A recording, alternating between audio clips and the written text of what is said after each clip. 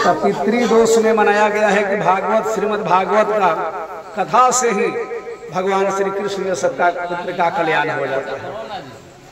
एक ब्राह्मण देवता थे, जो ब्राह्मण देवता अपने ही कार्य करने के लिए शिव के पूजन आराधना करके बहुत सा धन बटोरे और बटोर करके धन इकट्ठा कर लिए, लेकिन उनका कोई पूजा पाठ नहीं होता था, न कभी वे कोई आराधना जग तक करते थे। धन केवल बटोरने के कारण से उनके घर में धन बहुत हो गया, समय के अनुसार बहुत कष्ट कार्य हो गए, जो कि कार्य करने के लिए धन इतना बटोरे कि जिसका कहना असंभव है। बहुत सा धन बटोर करके अपना कार्य किए, इकट्ठा किए, लेकिन समय पर न कोई दान पुण्य किए, न किसी को कुछ कार्य किए हैं, न कोई भागवत गीता का पाठ किए। अभी इस समय में उनका समय के अनुसार मृत्यु हो गया। मृत्यु होने के बाद वे अपना धन को कार्य बटोरने के लिए कृपणी के कारण से दूसरे जन्म में अधित में वे सर्पराज बन करके अपना धन जो गाड़े थे उस धन पर जाकर के गणुर मार के बैठ गए। अब कह रहे कि ये धन हम न किसी बेटा को देंगे, न धन किसी पतोह को देंगे, किसी को नहीं देंगे, स्वयं अपने लेकर के हम रहेंगे। अपने धन को लेकर के वहां रहने लगे। बहुत समय बीत गया। जब उनका नातीत्व पोता का प्रभाव आया तो वे अपने सपन में एक दिन आ करके त्राक्ष किए और बहुत दुख से उनका ग्रसित जा।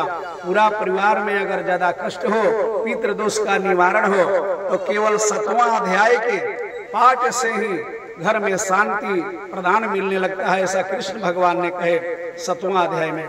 श्री कृष्ण उवाच सर्वदे पितृ निवारणाय कल्याण कारणे विभयु मनोरथाय भद्राता कल्याणाय ब्राह्मण उवाच।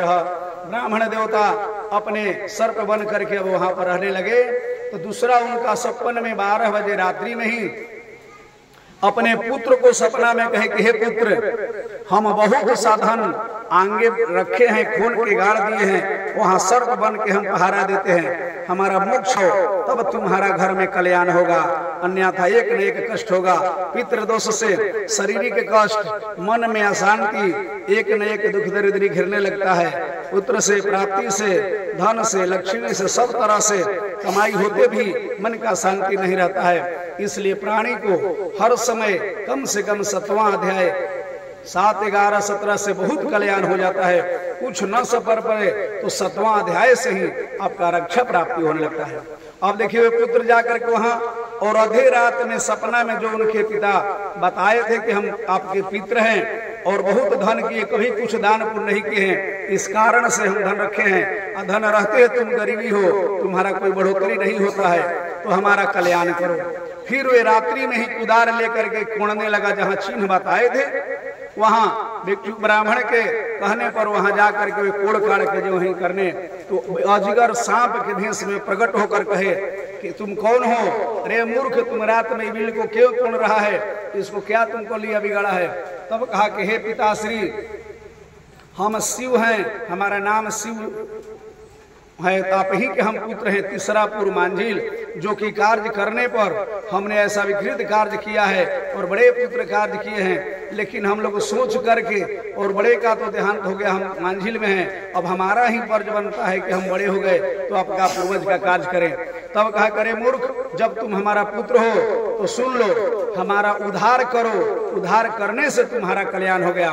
फिर पुत्र बोला कि हे पिताश्री, अब बताइए कि इसका उद्धार हम कैसे करें, क्या करना चाहिए? तब जाकर के कहने पर वे उनके पितर बताए, पिता जो ब्राह्मण भिक्षुक थे, वे भिक्षु ब्राह्मण कहे कि हे पुत्र, समय के अनुसार ये पूरा धन निकाल लो और ले जाकर के गया जी में हमें गया श्राद्ध का पिंड परवाओ। गया श्राद्ध के पिंड पारने से हमारा मोक्ष मिल जाएगा और ये पूरा धन जन तुम्हारा हो जाएगा, अन्यथा कितना हो तू धन लेगा, तुम्हारा शांति नहीं मिल पाएगा, घर परिवार में हर तरह में कोई न कोई क्लेश रहता रहेगा।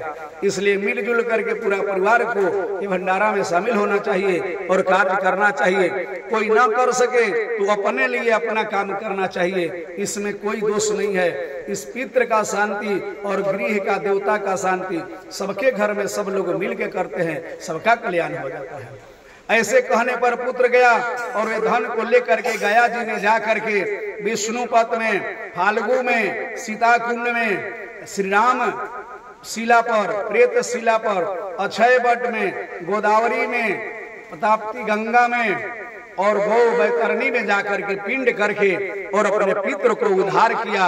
उद्धार करके आए तो बताए कि हे कृष्ण भगवान कहते कि जो भी 7वां अध्याय को करके गया से मोक्ष करने के लिए और अपने ब्राह्मण को यथा योग शक्ति के अनुसार दान करें, भोजन कराएं, भाई बंधु को मिलकर खाए पिए, उस दिन से तुम्हारा कल्याण चालू हो जाएगा, हर तरह के कष्टों से निवारण होने लगेगा।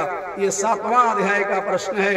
ये श्री कृष्ण भगवान भिक्षु ब्राह्मण से कहे और ब्राह्मण देवता कृपणी के कारण से धन बटोर करके भी सुख ना पाए, वो अपने फिर लड़का से कहे सपन में, और सपन में उनका लड़का जा करके गया जी में उनका कार्य किया और पिंडक का सुधार किया और 7वां अध्याय सुन करके उनका कार्य किया तो उनका मोक्ष मिल गया। और बनारस त्रिपिंडी करने के बाद बनारस में भी आप वहां पर विप्र भोजन करा सकते हैं, कार्य कर सकते हैं, भंडारा कर सकते हैं, या करके अपना घर पर करें, 5 ब्राह्मण को भी खिला दे न सपरे तो उससे आपका कल्याण हो जाएगा, धीरे धीरे मन का शांति मिलेगा। प्रेम से बोलिए श्री कृष्ण भगवान की जय, राधे कृष्ण भगवान की जय, विष्णु भगवान की जय, श्रीमद् भागवत 7वां अध्याय की जय। श्री कृष्ण गोविंद हरे मुरारी, हे नाथ नारायण वासुदेवा। श्री कृष्ण गोविंद हरे मुरारी, हे नाथ नारायण वासुदेवा।